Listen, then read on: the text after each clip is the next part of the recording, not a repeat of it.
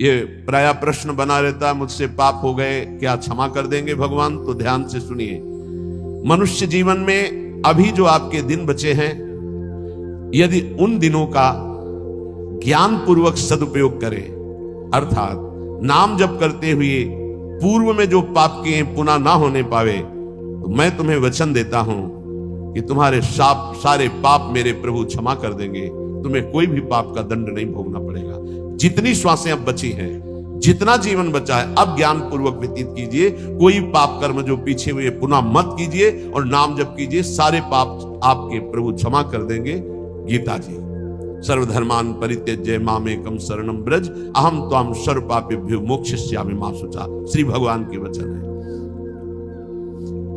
जो आंतरिक काम क्रोध आदि रोग हैं, इनको नष्ट करने के लिए 5 औषधियां हैं। जैसे पेट खराब हो जाए तो पंचसकार चूर्ण की आवश्यकता होती है, ऐसे ही हमारा विचार खराब हो गया है, दिमाग खराब हो गया है। सत्य वस्तु को भूलकर असत में रमण करना पागलों का कार्य है। वो सत्य मार्ग के पथिकों को पागल समझते हैं और सत्य मार्ग के पथिक उनको समझ रहे हैं कि इतना कीमती जीवन तुम व्यर्थ में नष्ट कर रहे हो। और वो समझ रहे हैं मानव जीवन को एक कैसे बर्बाद कर रहे हैं, ना कोई भोग भोग रहे हैं, ना कोई धन संचय कर रहे हैं, इनका जीवन ही बर्बाद हो रहा है। वो नहीं समझ पाते हैं। ये 5 हैं जो तुम्हारे आंतरिक भवरोग को नष्ट कर देंगे। पाप जो हो रहा है, उस पाप की प्रवृत्ति का नाश कर देंगे। 5, पहला सत्संग। सत्संग, अगर भगवान की कृपा हुई है तभी सत्संग प्राप्त होता है। प्रथम भगति संतन कर संगा, दूसरी रति मम कथा प्रसंगा।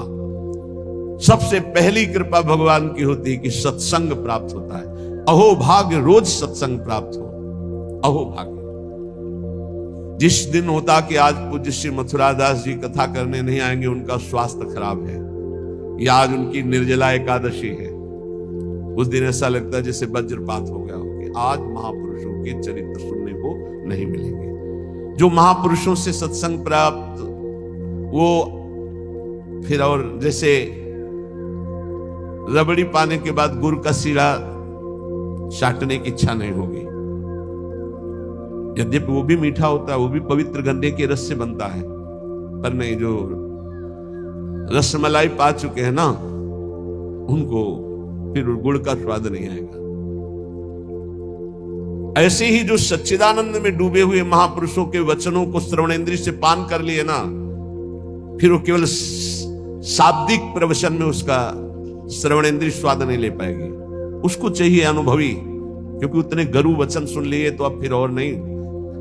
अगर भगवत प्राप्त महापुरुष का सत्संग सुन लिया तो इन कानों की इतनी गरु स्थिति हो जाएगी कि वो हल्का शब्द सुन ही नहीं सकते। वो खुद अपने आप उनको लगेगा बंद करो यार। वो कान इतने बड़े व्यसनी हो चुके हैं भगवदानंद के कि बिना भगवदानंद प्राप्त हुए महापुरुष के वचन उसे अच्छे ही नहीं लगेंगे। जब द्रवय दीन दयालु राग हो तो साधु संगति पाइए। पहला है आंतरिक रोगों के नाश करने का उपाय सत्संग। जिसे सत्संग मिल गया, बड़ी भारी विजय प्राप्त करने का अवसर मिल गया। रोज सत्संग में असत विकारों के प्रति हे भाव और भगवान की प्राप्ति के लिए उत्साह पैदा होता है, रोज जो सत्संग सुनते हैं। दूसरा, पहला सत्संग, दूसरा स्वाध्याय। जो हमारे आचार्य की वाणी है, जो गुरुदेव ने आदेश किया, जिन ग्रंथों का स्वाध्याय करने के लिए उन्हीं ग्रंथों का स्वाध्याय करना चाहिए। स्वाध्याय का मतलब नहीं कि कुछ भी स्वाध्याय करो, नहीं, गुरुदेव के अनुसार शास्त्र स्वाध्याय करना चाहिए, जो गुरुदेव आदेश कर रहे हैं। जो आचार्य वाणी है, जो हमारी उपासना में हमको पुष्ट कर सकते हैं, वही स्वाध्याय करना चाहिए। तीसरा है आहार, स्वल्पाहार। सत्संग, स्वाध्याय, स्वल्पाहार। आहार का बहुत बड़ा रोल है जीवन के उत्थान में। भगवान शंकराचार्य जी ने भी साधन पंचक लिखा है, उसके एक एक शब्द का आगे श्लोक तो बहुत बड़े। वेदो नित्यम अधीयताम संगा सत्सु विधीयताम महावाक्यार्थस्य विचारिताम क्षुद्र व्याधि चिकित्सताम एकांते सुखमास्यताम, 5 बातें, इन्हीं का विस्तार वर्णन किया है। वेदो नित्य मधीयताम, नित्य शास्त्रों का स्वाध्याय होना चाहिए। संगासत सुविधीयताम, भगवत प्राप्त महापुरुषों का संग होना चाहिए।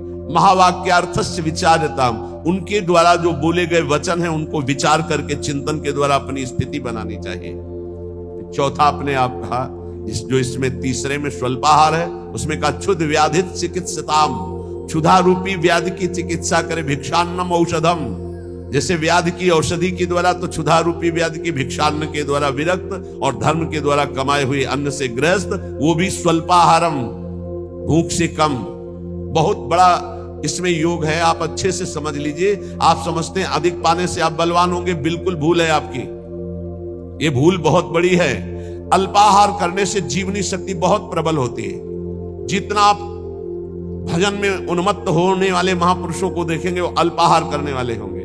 अधिक आहार करने में प्रमाद स्थिति बढ़ती, तमोगुण बढ़ता है। ये रहस्य जान लीजिए, अल्पाहार करोगे आप में बहुत तेज बना रहेगा, आप में जीवनी शक्ति। जो अधिक पा लेते पूरी शक्ति पचाने में लगती, तो भजन आदि में नहीं, प्रमाद स्थिति रहती है। चौथा जो उसमें लिखा है एकांते सुखमास्यताम, इसमें लिखा है रात्रि के चौथे प्रहर में भागवती क्रियाओं का अनुष्ठान करना चाहिए। ध्यान है, नाम जप है, तो अपने यहां तो ऐसी बढ़िया दिनचर्या है कि आपको अनुष्ठान करने की जरूरत नहीं, सम्मिलित होने की जरूरत है। जो प्रातःकालीन बेला पर जग करके भागवती का अनुष्ठान करता है, वो आंतरिक विकारों पर विजय प्राप्त कर लेता है। स्वप्न दोष 4 बजे सोने वाले को ही बहुत जोर के होते हैं। जो प्रातः 3 बजे से जग जाते हैं, 10 बजे के बाद सोते हैं, स्वप्न दोष होने की संभावना ही नहीं रहती। यदि वो सावधान है तो गलत क्रिया करते, गलत भोजन करते हैं, उनकी बात अलग है। नहीं, समय ही नहीं है। प्रायः 3, 4, 5, 6 इसमें स्वप्न दोष होता है प्रातःकालीन बेला पर। और जो गंदे आचरण करते हैं उनकी तो कोई चर्चा ही नहीं है। 5वां, जो कुछ साधन भजन करे, एकांत चिंतन आंतरिक, उसका चिंतन पूर्वक करे, एकाग्रता पूर्वक करे, सारी शक्ति लगा करके, बटोर करके। नाम जप करे तो नाम में, मंत्र जप करने तो मंत्र में, सत्संग सुन रहे तो सत्संग के वाक्यों में। ये 5 हैं जिनके द्वारा हम आंतरिक विकारों पर विजय प्राप्त कर लेते हैं।